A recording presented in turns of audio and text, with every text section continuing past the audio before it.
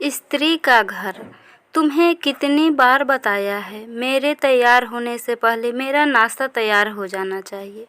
शादी के 25 सालों बाद भी मुझे क्यों बार बार एक ही बात बतानी पड़ती है लता? तुम्हें क्या है, तुम तो आराम से घर पे रहोगी, मुझे काम पर जाना पड़ता है। तुम हो कि हमेशा बेवकूफ़ों जैसी हरकत करती हो। अगर तुम यह जानबूझकर करती हो तो याद रखना, मुझसे बुरा कोई नहीं होगा। आज भी प्रशांत का पारा चढ़ा हुआ था। इन कटु शब्दों में अपना गुस्सा उतारते हुए, गीला तौलिया कुर्सी पर फेंकते हुए प्रशांत गुस्से से लता की तरफ देखने लगा। लता के लिए प्रशांत का यह बेवजह का गुस्सा कोई नई बात नहीं थी। वह महीने में 3-4 बार ऐसे ही लता पर बरस पड़ता था। पहले पहले लता उसका विरोध किया करती थी, लेकिन जब कई सालों तक प्रशांत में कोई बदलाव नहीं दिखा तो लता ने खुद को ही बदल दिया। अब प्रशांत के कुछ भी कहने से लता को कोई फर्क नहीं पड़ता था। प्रशांत की हर बात वो चुपचाप सिर नीचे झुकाए सुन लेती थी।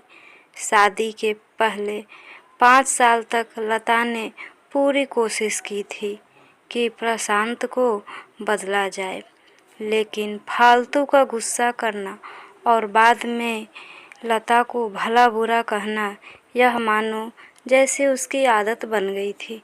कोई भी वाद विवाद होता तो प्रशांत सीधा लता को बोल देता, अगर मैं तुम्हें अच्छा नहीं लगता तो क्यों नहीं चली जाती अपने मायके, क्यों रहती हो मेरे साथ?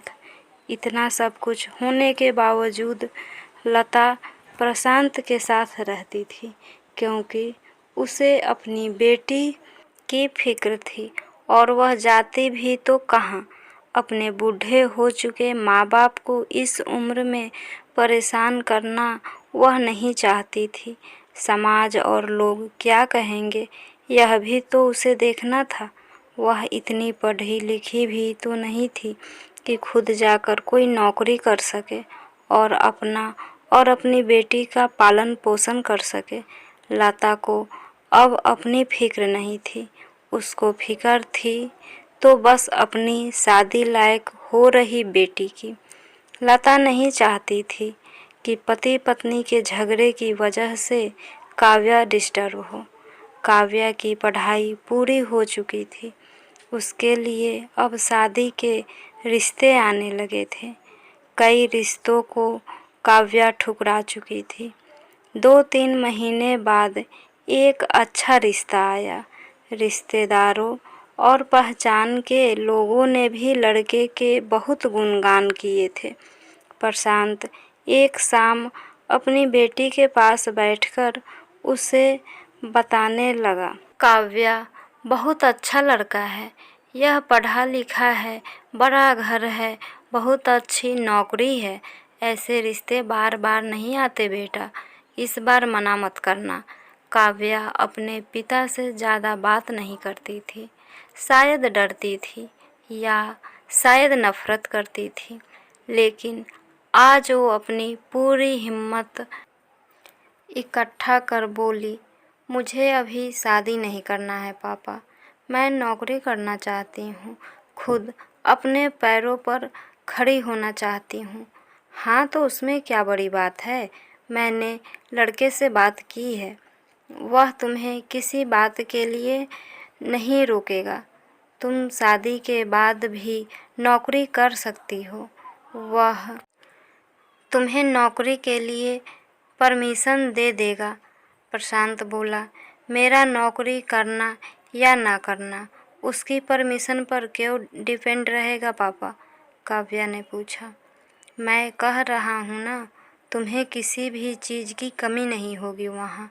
ऐसे रिश्ते बार बार नहीं आते, इसे ठुकरा मत, बहुत खुश रहोगी तुम वहाँ। प्रशांत बोला, पापा क्या मैं उतनी ही खुश रहूँगी जितनी मम्मी इस घर में खुश है? काव्या ने तंज कसते हुए कहा, आज तुम्हारी जुबान कुछ ज़्यादा नहीं चल रही? प्रशांत गुस्से से आंख बड़ी करते हुए बोला, पापा मुझे शादी ही नहीं करनी है, क्योंकि शादी के बाद अगर वह लड़का आपके जैसा निकला तो मैं क्या करूँगी। मुझे आपके जैसा जीवन साथी नहीं चाहिए जो बिना बात के मुझ पर हमेशा चिल्लाए। मुझे कुछ भी अपनी पसंद का लेना हो तो 10 बार सोचना पड़े, कहीं वह नाराज़ ना हो जाए। मेरी तबीयत कैसी भी हो उसे परवाह ना हो। रोटी थोड़ी सी मोटी बन जाए तो घर सर पर उठा ले। उसकी चेक बुक ना मिले तो भी मेरा ही दोष निकाले और हर छोटी मोटी बात पर मुझे मायके जाने के लिए कहे। काव्या ने अपना दिल खाली करते हुए पापा से सब कह दिया। प्रशांत का गुस्सा 7वें आसमान पर था, लेकिन उसके मुंह से एक भी शब्द नहीं फूट रहा था। वो काव्या की बातें सुन रहा था। काव्या उतना ही बोलकर चुप नहीं हुई। आज पहली बार वह अपने पापा के सामने इतना कुछ बोल रही थी। पापा, आपने माँ के साथ हमेशा गलत व्यवहार किया है। आप अपने ऑफिस का गुस्सा बिना सोचे समझे माँ पर उतार देते हैं। कभी इस बात की परवाह भी नहीं करते कि उन्हें कैसा लगता होगा। आपकी बातें सुन सुन माँ ने अपना स्वाभिमान खो दिया। प्रशांत आज पहली बार अपने किए बर्तावों को महसूस कर पा रहा था। वो इतना ही बोल पाया, जो तुम्हारा मन है वो करो, मैं तो इतना बुरा हूँ। काव्या ने प्रशांत का हाथ पकड़ा और बोली, पापा मुझे सिर्फ एक सवाल का जवाब दे दो। क्या आप चाहेंगे कि मेरा पति आपके जैसा हो? अगर आपका जवाब हाँ है तो कर दीजिए मेरा रिश्ता आज ही, और ना है तो मुझे आत्मनिर्भर बनने दीजिए। प्रशांत कुछ भी नहीं बोला और वहाँ से चुपचाप बाहर चला गया। आज उसे लता के सामने जाने में शर्म आ रही थी। चलते चलते उसकी आंखों से आंसू बह रहे थे। प्रशांत ने आज से अपने आप को बदलने का निश्चय किया।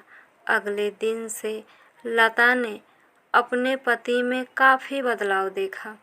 वह सोचने लगी कि जो हिम्मत काव्या ने दिखाई है, वह हिम्मत अगर मैं पहले ही दिखा देती तो शायद आज परिस्थिति कुछ और होती। अब काव्या पढ़ लिख कर अच्छी नौकरी करने लगी थी और 3 साल बाद उसके लिए एक अच्छा रिश्ता आया। और उसकी विदाई पर प्रशांत बोला, बेटा तू हमेशा खुश रहेगी, क्योंकि तेरा पति तेरे बाप जैसा नहीं है। प्रशांत की यह बात सुनकर लता और काव्या की आंखों से आंसू बहने लगे। दोस्तों, हमारे समाज में औरतों को भले ही देवी का दर्जा दिया जाता है, लेकिन वह स्वतंत्रता नहीं दी जाती जो उन्हें देनी चाहिए। उन्हें बचपन से ही बताया जाता है कि वह पराया धन है। स्कूल से आने में देर हो जाए तो पिटाई मिलती है। मोबाइल पर बातें करते हुए दिख जाए या खिड़की से झांकते हुए दिख जाए तो शक किया जाता है। माँ बाप का घर तुम्हारा नहीं है, पति का घर ही तुम्हारा घर है। जीवन भर यह बातें बता बता कर उन्हें ससुराल भेज दिया जाता है और एक दिन किसी छोटे मोटे झगड़े में ससुराल वालों से उन्हें सुनना पड़ता है कि इस घर को छोड़ दो और मायके चली जाओ। अब आप ही बताओ दोस्तों, ऐसी स्त्रियों का सच्चा घर कौन सा है? आखिरकार वह किस घर को अपना कहे? फ्रेंड्स, आशा करती हूँ कि ये कहानी आपको ज़रूर पसंद आएगी। प्लीज़ लाइक, कमेंट और सब्सक्राइब करना ना भूलें। और प्लीज़ इस कहानी से क्या सीख मिली कमेंट करके ज़रूर बताइएगा। Thank you.